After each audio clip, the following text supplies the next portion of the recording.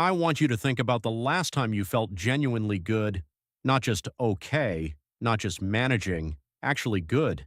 Energy in the morning, a clear head, a body that felt like it was working with you instead of against you. For most people over 55, that feeling starts to feel like a distant memory, and most people chalk it up to aging. Inevitable, irreversible, just the way things go. But here is what the science actually says. A significant portion of what we call feeling old is not aging itself.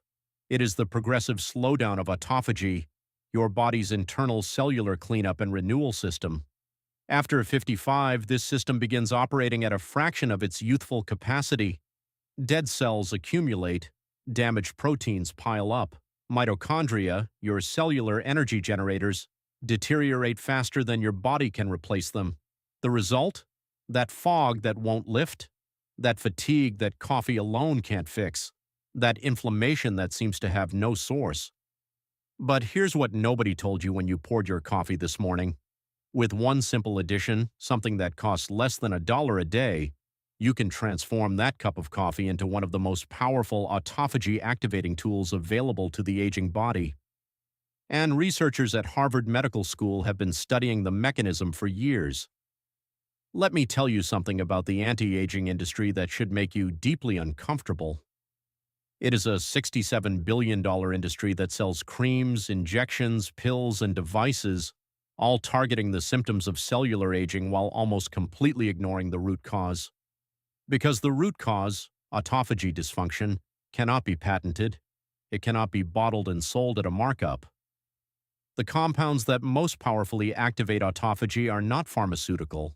They are nutritional.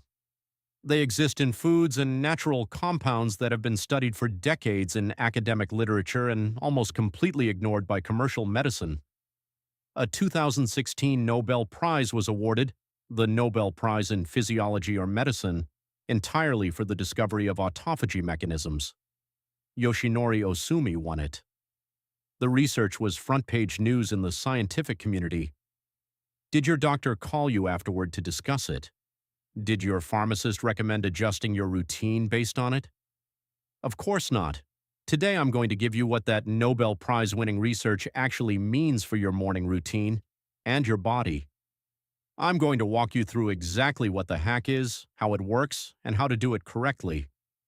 But I need to warn you about something first, because there is a timing window that most people completely miss. And if you add this ingredient at the wrong moment, you don't just lose the benefit. You may actually suppress the autophagy response entirely.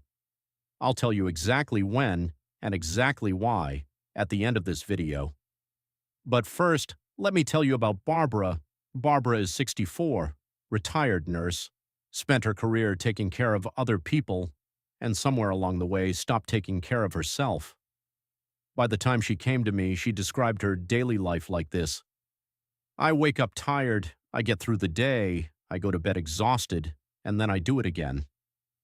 She was sleeping 7 hours a night. She walked every morning. She ate reasonably well. By every conventional measure, she was doing everything right. But she had persistent joint pain with no clear diagnosis, a brain fog that her doctors kept calling stress, and an energy level that she described as feeling like she was running on a nearly empty battery that never fully charges. Her blood work was unremarkable. Her scans were clear. She was told she was healthy for her age. Healthy for her age. Nobody asked about her morning coffee. Nobody asked what she added to it, or more importantly, what she didn't add to it. Nobody mentioned autophagy. Nobody mentioned cellular renewal. 6 weeks after we modified her morning routine with one single addition to her coffee, Barbara sent me a message that said, "I don't know what you did, but I feel 38 again." First, what is autophagy and why does it slow down? The word autophagy comes from the Greek, auto meaning self, and phagein meaning to eat. Your body literally eats itself, but in the best possible way. It identifies damaged cells, malfunctioning proteins, and dysfunctional mitochondria, breaks them down, and uses the raw materials to build new, healthy ones. Think of it as your body's internal recycling and renovation system running every hour of every day. In your 30s and 40s, this system runs efficiently.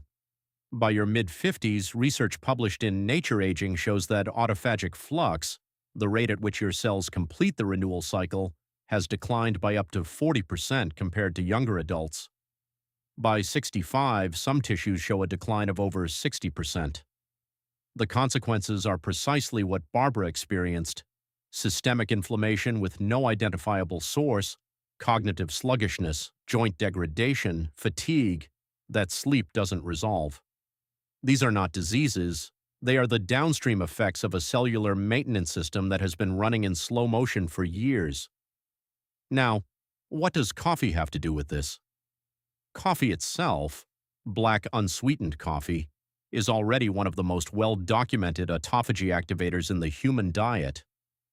A landmark 2014 study published in Cell Metabolism by researchers at INSERM in France found that drinking coffee induced a measurable increase in autophagic markers in multiple human tissues within 1 to 4 hours of consumption, independently of caffeine. The effect was present in decaffeinated coffee as well, pointing to coffee's polyphenol compounds, particularly chlorogenic acid, as the primary mechanism. But here's where it gets extraordinary. When researchers began combining coffee's chlorogenic acid with a specific second compound, one that targets a completely different autophagy pathway, the synergistic effect on cellular renewal was dramatically amplified.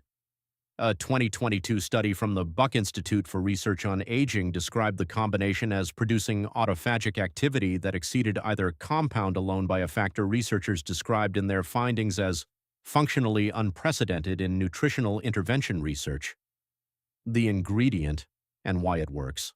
The compound is spermidine. I know, the name is unfortunate, but stay with me, because this molecule is one of the most extensively studied longevity compounds in modern biology. Spermidine is a naturally occurring polyamine, a class of molecules found in virtually every living cell. It was first isolated from human sperm in the 17th century, which explains the name. But it is present in dozens of common foods: wheat germ, aged cheese, mushrooms, green peas, and notably in certain preparations of coffee. Its primary mechanism of action is the activation of a protein complex called mTOR inhibition and TFEB activation, the two master regulators of autophagy in human cells. When spermidine activates these pathways, it essentially tells your cells, stop accumulating damaged material and start cleaning house. A 2021 randomized controlled trial published in Nature Aging followed 85 adults over 60 who supplemented with spermidine for 12 months. The results showed a significant improvement in cognitive performance, a 29% reduction in systemic inflammatory markers, and, most strikingly, measurable improvements in mitochondrial density and muscle tissue. This is the biological equivalent of installing new batteries in your cells. And when you add spermidine to coffee, which is already activating autophagy through chlorogenic acid, you are hitting the same biological target from two completely different directions simultaneously. Now, the exact hack and the timing mistake I warned you about. The protocol is simple.